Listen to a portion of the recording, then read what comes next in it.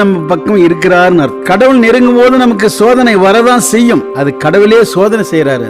ஒவ்வொருத்தருடையும் அவர் நினைப்பவர் யாராய் இருந்தாலும் சரி, நாம் கடவுளை நெருங்கும் போது சோதனை செய்வார். ஆனா அது நல்லதே முடியும். இப்படி ஒவ்வொரு நாளும் அவருக்கு சென்னல் அரிசி சோறும் மாவுனை செஞ்சு தினமும் படிப்பாரு. சிவபெருமான் பாக்குறாரு. அவர் என்ன செஞ்சாருன்னா, நாளுக்கு நாள் வறுமையை கொடுத்துட்டார், கஷ்டத்தை கொடுக்கிறார். நாம் கூட நினைக்கிறோம் கோயிலுக்கு போறோமே நமக்கு கஷ்டம் வருது அப்படின்னு. அப்ப நம்ம பக்கத்துல கடவுள் இருக்கிறாரு, நம்மளை பார்த்து தான் இருக்கிறாரு, நம் குறையெல்லாம் கேட்டு தான் இருக்கிறாரு. நாம் கவலைப்படக்கூடாது. நம்முடைய கடமையை நம்ம செய்து கொண்டே இருக்கணும், நிறுத்தக்கூடாது. கஷ்டம் வந்துச்சு அப்படின்னு சொல்லிட்டு ஐயோ நம்ம கடவுள் வழி போட்டோம், நமக்கு கஷ்டம் வந்துருச்சு அப்படின்னு நாம நினைக்கூடாது, நிறுத்தக்கூடாது. நம்மளால முடிந்தது அவருக்கு என்ன செய்யணுமோ அதையெல்லாம் நம்ம செஞ்சுட்டே வரணும். காலப்போக்கில் அவர் ரொம்ப கஷ்டப்பட்டார். அவர் இருக்க நிலமெல்லாம் வித்தார். அப்ப கூட அந்த நேரத்தில் கூட பகவானுக்காக அந்த சென்னல் அரிசி ஒரு படைக்கிறதை விடல. கடைசியில ரொம்ப வறுமை. கூலிக்கு போன 2 பேரும் கணவன்